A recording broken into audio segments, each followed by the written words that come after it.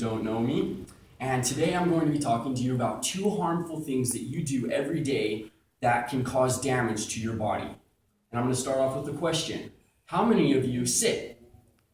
You're all sitting, so you should raise your hand. All right, you're all sitting. How many of you text?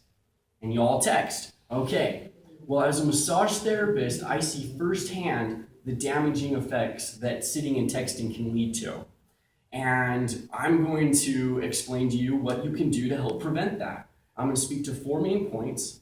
What is anatomical position? What your muscles are doing while sitting and texting, where these actions can lead to, and what you can do to prevent them.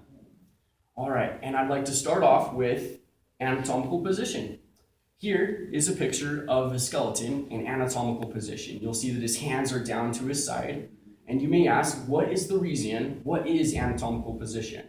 And the answer is, it's used for 2 primary purposes. 1, it creates order when speaking about the body. Doctors will always refer to the body in terms of anatomical position. And 2, anatomical position is a relaxed state. It's a neutral state. And what that means is your body, no muscles are pulling on each other. They're in a relaxed state, and that's where your body wants to be. And so to be the most healthy while you're going throughout your day, the more you resemble anatomical position, the better off you will be. Now, compare this position to this next slide. Right here, you'll see a man who is texting. And according to Dr. Kenneth Hansra, who is chief of spine surgery at New York, and surgery and rehabilitation medicine, he has shown that the average adult head weighs 10 to 12 pounds. And every time you move your head forward, it increases the weight placed upon your spine. And you'll see that just 25 degrees, it creates the equivalent of 27 pounds of pressure. And when you get all the way down to 60 degrees, it's the equivalent of 60 pounds of pressure placed upon your spine. Now, when you're looking down, those muscles in your neck are stretching way more than they're used to because their neutral position is standing up straight, right over the shoulders. That's where the anatomical position would be. And so when you stretch it further, those muscles will tighten up and create knots that lead to headaches, back pain, and all sorts of other injuries.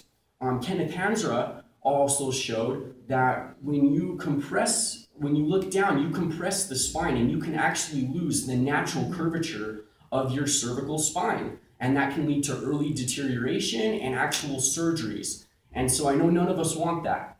And according to Smart Pain Solutions, a chiropractor's website, he has shown us a few different ways or a few different things that can help prevent these harmful things from happening. And the first thing he suggests is limit the time you spend on your cell phones. And I know that's a hard one to do. So another thing that I've been able to have a little bit more success with is holding my phone higher. So instead of looking all the way down when I text, hold your phone higher and look down with your eyes. This will limit the amount that your head is rolling forward. Another thing you can do is use a cervical roll, just a little roll that you prop onto your neck and you can lay on the ground, and that will help encourage the natural curve of your neck. Another thing you could do is get an adjustment or a massage, and they can help loosen up those muscles and get it back to where it needs to be. Now, let's look at this next slide. Right here, we'll see some to-dos and don'ts of sitting. You want to sit up straight, maybe back away from your chair so you're not slouching. According to the medical doctor, James A. Levine, he did a study of those who spent 2 hours or less in front of a screen and compared that to those who spent 4 hours or more in front of a screen.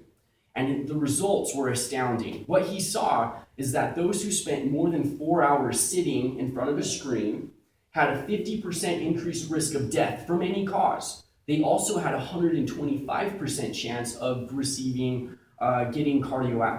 cardiovascular disease, such as a heart attack or something to that effect. You'll also find that if you sit a lot, you're prone to obesity, you're gonna have back pain and headaches if you don't do anything to reverse those effects. So some things that you can do to help stop that is find a standing desk. If you are sitting, stand up at least once an hour, stretch. You can stretch the pectoral muscle, bring your arms back, and that will help decrease the amount of stress placed upon your back and your entire body. In conclusion, remember, everything we should do, we should try to resemble anatomical position, because that is the natural balance of our body. That's where your body wants to be. If you're rolling in and sitting and looking down, you're going to be causing stress on your body, and that's not what your body wants. And so to do these actions every day, we've got to be doing actions that counteract these things. And sometimes it can seem stressful to have to remember to stand up once an hour. But what I like to do is I just ask myself a question: what am I doing now, and how can I make it better? Thank you.